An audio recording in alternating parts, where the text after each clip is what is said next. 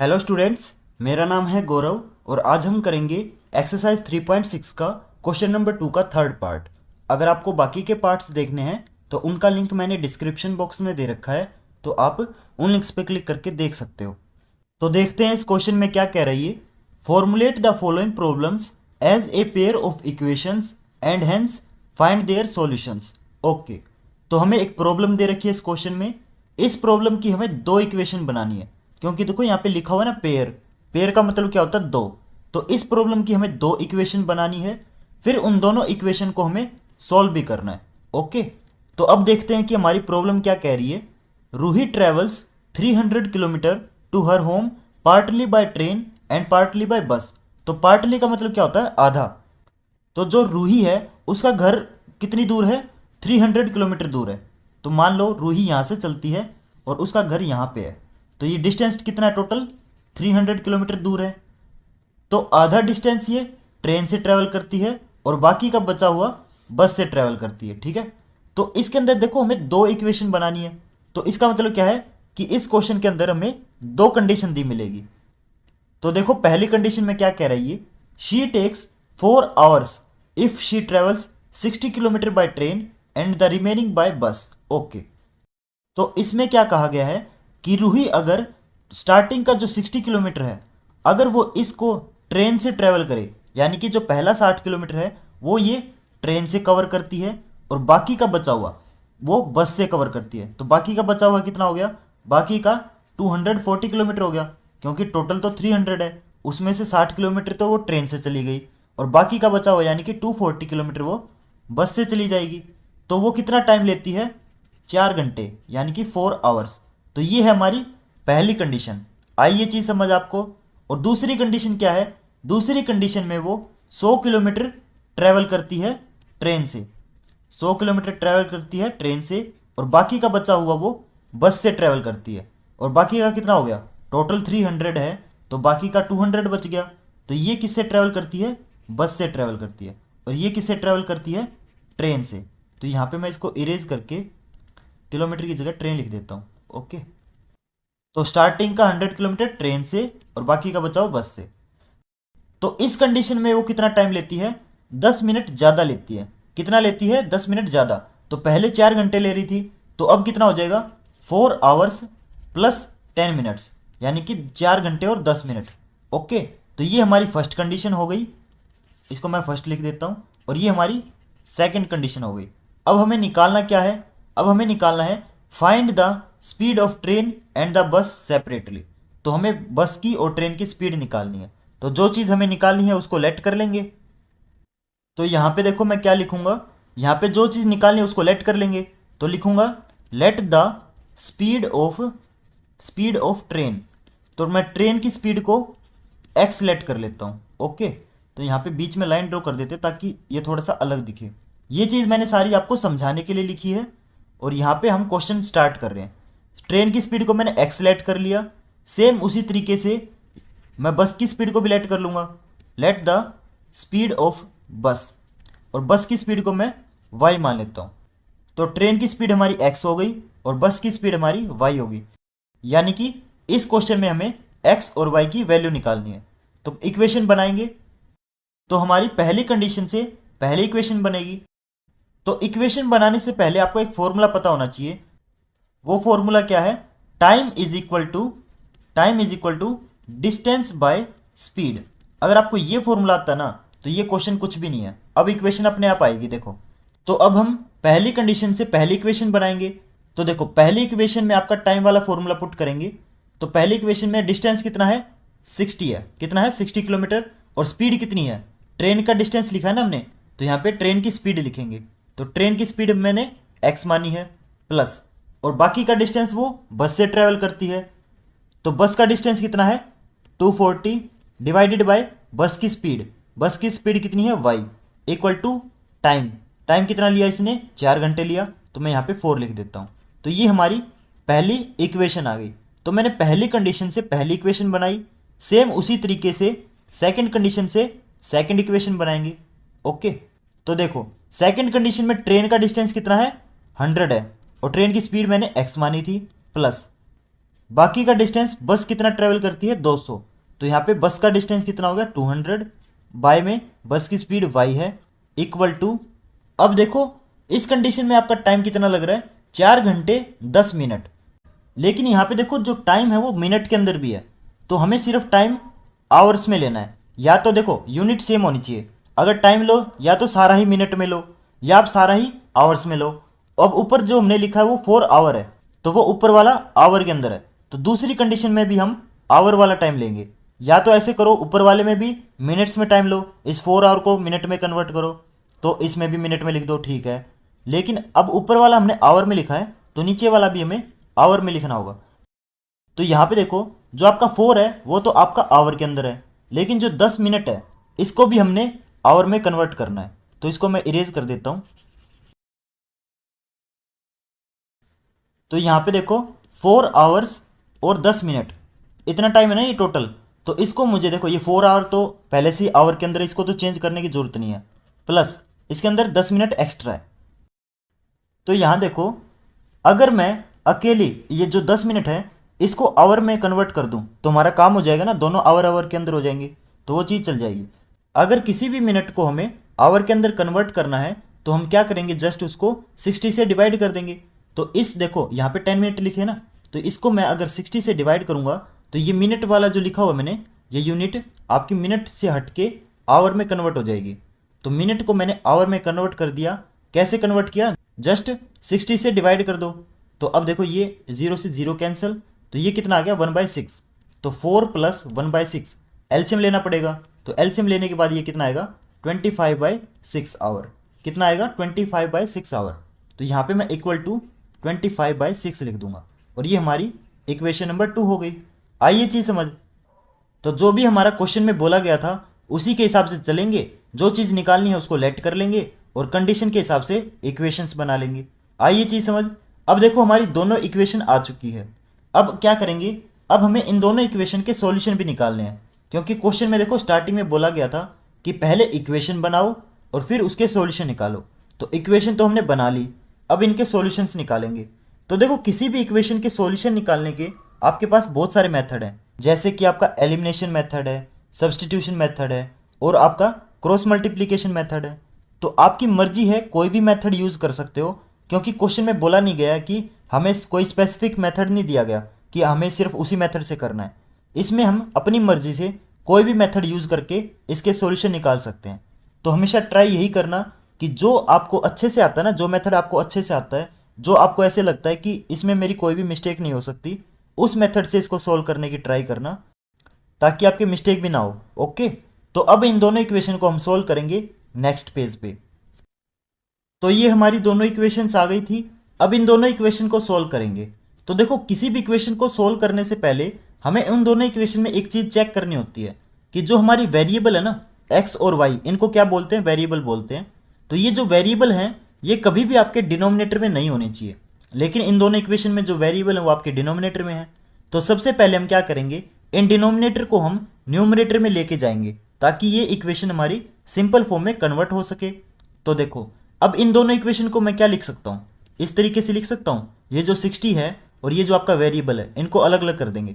60 × 1/x plus 240 × 1/y equal to 4। तो जो variable है ना, वेरिएबल वाला पार्ट मैंने अलग अलग कर दिया। ये हमारी इक्वेशन नंबर 1 है, और सेम चीज़ हम सेकंड इक्वेशन के अंदर भी करेंगे। देखो यहाँ पे भी हम वेरिएबल अलग अलग करते हैं। तो 100 × 1/x plus 200 × 1/y equal to 25/6, ये हमारी सेकंड इक्वेशन है। तो इन दोनों इक्वेशन को हमने इस तरीके से लिख दिया। तो इन दोनों इक्वेशन में आप एक चीज़ नोट करो, जो आपका वेरिएबल वाला पार्ट है वो दोनों इक्वेशन के अंदर कॉमन है। देखो यहाँ पे 1/x है, सेम चीज़ आपकी दूसरी इक्वेशन के अंदर भी है। यहाँ पे 1/y है और ये सेम चीज़ आपकी सेकंड इक्वेशन में भी है। तो जो चीज़ आपकी दोनों इक्वेशन के अंदर कॉमन होती है उसको क्या करेंगे, उनको हम लेट कर लेंगे। तो देखो यहाँ पे मैं लेट कर लेता हूँ, लेट 1/x को मैं a लेट कर लेता हूँ, सेम उसी तरीके से 1/y को मैं b लेट कर लेता हूँ। तो ये लेट क्यों किए मैंने, लेट इसलिए किए ताकि जो वेरिएबल आपके डिनोमिनेटर के अंदर थे वो न्यूमरेटर में चले जाएं। तो अब देखो जो चीज़ हमने लेट की है उनकी वैल्यूज इसमें पुट कर देंगे। तो 1/x की जगह a पुट कर देंगे, तो 60 इंटू ए कितना हो गया 60a, clear, plus 240 into 1/y है, तो 1/y की जगह मैं b पुट करूंगा, तो ये कितना हो जाएगा 240b इक्वल टू 4। तो ये जो हमारी फर्स्ट इक्वेशन थी वो हमारी इस इक्वेशन के अंदर कन्वर्ट हो गई। यहाँ तक कोई डाउट हो आपको? तो ये हमारी इक्वेशन आ चुकी है। देखो पहले जो हमारे वेरिएबल थे वो डिनोमिनेटर के अंदर थे, लेकिन अब जो वेरिएबल हैं, जो हमारे नए वेरिएबल आए हैं a और b, वो आपके न्यूमरेटर के अंदर कन्वर्ट हो चुके हैं। सेम वैल्यू हम सेकंड इक्वेशन के अंदर भी पुट करेंगे।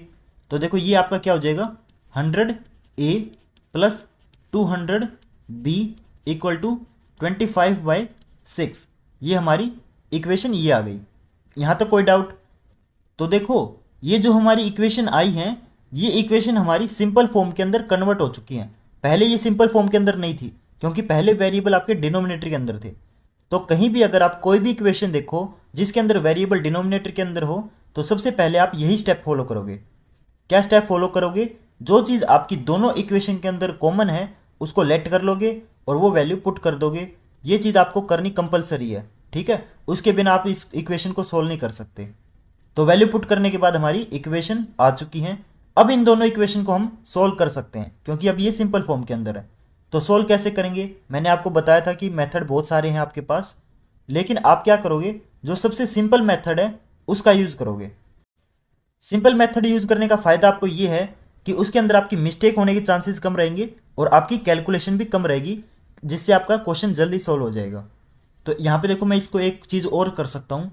यहाँ पे जो 6 आपका डिवाइड में है, अगर मैं इस 6 को लेफ्ट साइड भेज दूँ, यहाँ पे डिवाइड में है तो लेफ्ट साइड आके क्या हो जाएगा मल्टीप्लाई में हो जाएगा।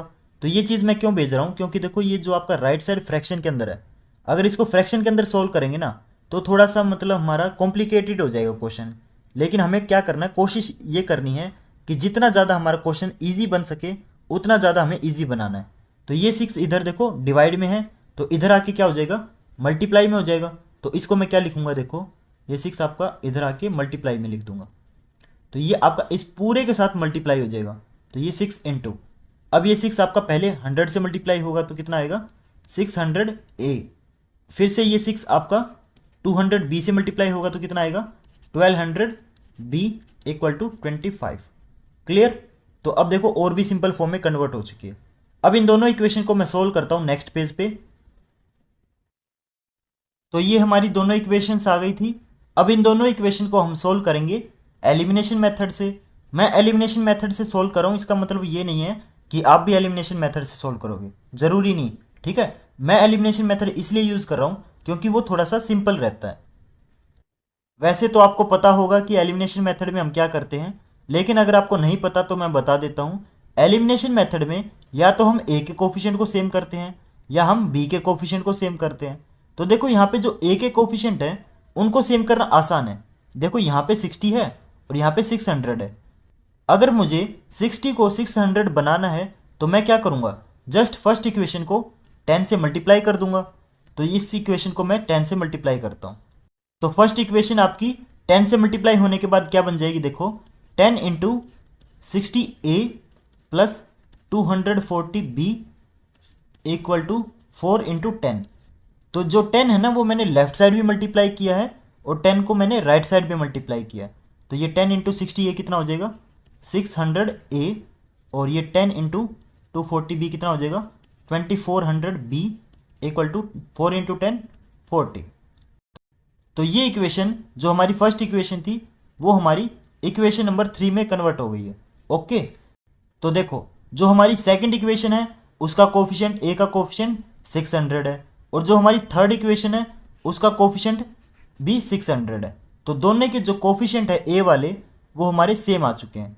तो अब हम फर्स्ट इक्वेशन को नहीं लेंगे क्योंकि फर्स्ट इक्वेशन हमारी थर्ड इक्वेशन के अंदर कन्वर्ट हो चुकी है, तो फर्स्ट इक्वेशन को भूल जाओ आप। अब जस्ट हम सेकंड और थर्ड इक्वेशन को लेंगे, सिर्फ उन्हीं इक्वेशन को लेते हैं जिनके कोफिशिएंट आपके सेम होते हैं। क्लियर? तो सेम तो नहीं थे तो हमने इसको सेम कर दिए, अगर सेम होते तो ये स्टेप हम नहीं करते। क्लियर? तो सेम नहीं थे तो हमने कर दिए। अब हम क्या करेंगे, जो हमारी सेकंड और थर्ड इक्वेशन के जो कोफिशिएंट सेम किए हमने, इनको एलिमिनेट करेंगे। तो उनको एलिमिनेट कैसे किया जाता है, जो हमारी बड़ी इक्वेशन है ना उसके अंदर से छोटी इक्वेशन को सब्ट्रैक्ट करेंगे। तो देखो यहाँ पे 40 है और यहाँ पे 25 है, तो थर्ड इक्वेशन बड़ी हो गई हमारी, तो हम क्या करेंगे, थर्ड इक्वेशन में से सेकंड इक्वेशन को सब्ट्रैक्ट करेंगे। तो यहां पे मैं लिखता हूं subtracting equation number 2 from equation 3। तो देखो थर्ड इक्वेशन में से मैं सेकंड को सब्ट्रैक्ट कर रहा हूं, तो थर्ड इक्वेशन हमारी ऊपर लिखी जाएगी। जो बड़ी इक्वेशन होती है ना वो हमारी ऊपर लिखी जाती है, इक्वल टू 40, और नीचे छोटी इक्वेशन आएगी 600a plus 1200b equal to 25। Subtract करेंगे तो 600a में से 600a तो पूरा कैंसिल हो जाएगा, 2400b में से 1200b सब्ट्रैक्ट करेंगे तो कितना आएगा 1200b, और 40 में से 25 गया तो 15। अब देखो हमारी b की वैल्यू आ सकती है, तो हम क्या करेंगे b की वैल्यू निकालने के लिए, ये जो हमारा 1200 है ये आपका b के साथ मल्टीप्लाई है, तो अगर इस 1200 को मैं राइट साइड भेजूंगा तो उधर जाके ये डिवाइड हो जाएगा, तो b की वैल्यू कितनी आ गई 15/1200। अब ये कट हो जाएंगे, तो कट होने पर b की वैल्यू कितनी आ जाएगी, b की वैल्यू आ जाएगी आपकी 1/80, तो b की वैल्यू हमारी 1/80 हो गई। अब निकालेंगे हम a की वैल्यू, तो देखो b की वैल्यू हमारी आ गई, a की वैल्यू निकालने के लिए हम क्या करेंगे, इस b की वैल्यू का यूज करेंगे। तो इस b की वैल्यू को आप किसी भी इक्वेशन के अंदर पुट कर दो, चाहे आप फर्स्ट के अंदर पुट करो, चाहे सेकंड के अंदर पुट करो, चाहे थर्ड के अंदर पुट करो, किसी के अंदर भी पुट करो, आपका आंसर सेम आएगा। तो हमेशा ट्राई यही करना कि जो इक्वेशन आपकी सबसे सिंपल है, वैसे तो आप किसी भी इक्वेशन के अंदर पुट करो आंसर सेम आना है, लेकिन ट्राई यही करना कि जो सबसे सिंपल है ना उसके अंदर पुट करना। क्यों? क्योंकि सिंपल इक्वेशन के अंदर हमारी कैलकुलेशन कम रहती है। तो सबसे सिंपल इक्वेशन हमारी कौन सी है, सबसे सिंपल इक्वेशन हमारी इक्वेशन नंबर 1 है। तो यहाँ पे मैं वैल्यू पुट करता हूँ, अलग से एक सेक्शन बना लेता हूँ, इसके बाद का काम मैं यहाँ पे करूँगा। ओके, तो हमारी फर्स्ट इक्वेशन के अंदर b की वैल्यू पुट करेंगे, तो हमारी फर्स्ट इक्वेशन क्या बन जाएगी, देखो यहाँ पे 60a वैसे का वैसे आएगा, प्लस 240 इंटू बी है, तो 240 इंटू बी की वैल्यू हमारी 1/80 है, तो यहाँ पे 1/80 इक्वल टू 4, तो ये आपका कट होगा कितने पे जाएगा 3 पे। तो अब देखो ये जो 3 है यहाँ पे ऐड है, ये 3 आपका यहाँ पे ऐड हो रखा है, तो अगर मैं इस 3 को राइट साइड भेजूंगा तो उधर जाके सब्ट्रैक्ट हो जाएगा, तो 4 - 3 कितना आएगा 1 आएगा। तो ये इक्वेशन क्या बन गई हमारी 60a इक्वल टू 1, और ये जो 60 है ये आपका डिवाइड में चला जाएगा, तो a की वैल्यू कितनी आ गई 1/60, तो a की वैल्यू हमारी 1/60 हो गई और b की वैल्यू हमारी 1/80 हो गई। लेकिन क्वेश्चन के अंदर हमें x और y की वैल्यू निकालनी थी, तो x और y की वैल्यू कैसे निकालेंगे, देखो यहाँ पे तो हमारी a और b की वैल्यू आई है, तो x और y की वैल्यू निकालने के लिए हम क्या करेंगे, जो चीज़ हमने क्वेश्चन के स्टार्टिंग में लेट की थी ना, आपको याद हो अगर, तो जो हमने डिनोमिनेटर से न्यूमरेटर में कन्वर्ट किया था उस टाइम हमने 1/x को a लेट किया था और 1/y को मैंने b लेट किया था, तो उसी चीज़ का यूज़ करके हम x और y की वैल्यू निकालेंगे। तो अब वैल्यू निकालते हैं हम नेक्स्ट पेज पे, तो a की वैल्यू हमारी 1/60 आई थी और b की वैल्यू हमारी 1/80 आई है, लेकिन a को मैंने क्या लेट किया था 1/x is equal to a, और b को मैंने क्या लेट किया था 1/y is equal to b। तो पुट करेंगे वैल्यू, तो a की जगह मैं 1/60 पुट करता हूँ, तो 1/x इज इक्वल टू 1/60, और सेम उसी तरीके से b की जगह मैं 1/80 पुट करता हूँ। तो देखो यहाँ से हम x और y की वैल्यू कैसे निकालेंगे, या तो आप क्रॉस मल्टीप्लाई करके निकाल सकते हो, या आप एक काम करो, जस्ट क्या करो रेसिप्रोकल कर दो, तो ये x आपका नीचे से ऊपर चला जाएगा, सेम उसी तरीके से 60 भी आपका नीचे से ऊपर चला जाएगा, तो x की वैल्यू क्या आ गई 60, और सेम उसी तरीके से यहाँ पे भी रेसिप्रोकल करेंगे, तो y की वैल्यू कितनी आ गई 80। क्लियर? तो हमारी x की वैल्यू कितनी आ गई 60 और हमारी y की वैल्यू कितनी आ गई 80। तो देखो मैंने स्टार्टिंग में x को क्या लेट किया था स्पीड ऑफ ट्रेन, तो ट्रेन की स्पीड कितनी आ गई मेरी, ट्रेन की स्पीड आ गई 60 किलोमीटर पर आवर, क्योंकि सारी चीज़ यूनिट हम आवर में लेके चल रहे थे, तो जो स्पीड आएगी वो भी हमारी आवर के अंदर आएगी। और हमने बस की स्पीड को क्या लेट किया था y, तो बस की स्पीड कितनी आ गई 80 किलोमीटर पर आवर, यानी कि जो हमारी बस है वो हमारी ट्रेन से फास्ट है। ओके, यहाँ पे हमारा क्वेश्चन कंप्लीट होता है। तो अगर आपको ये सॉल्यूशन समझ आया तो आप इस वीडियो को प्लीज़ लाइक करें और मेरे चैनल को ज़रूर सब्सक्राइब करें, और अगर आपका कोई डाउट या क्वेरी है तो आप मुझे इंस्टाग्राम पे मैसेज करके पूछ सकते हैं, और प्लीज़ कमेंट करके बताएं कि आपको ये वीडियो कैसी लगी, और प्लीज़ अपने क्लासमेट्स एंड फ्रेंड्स के साथ शेयर करें। Thank you.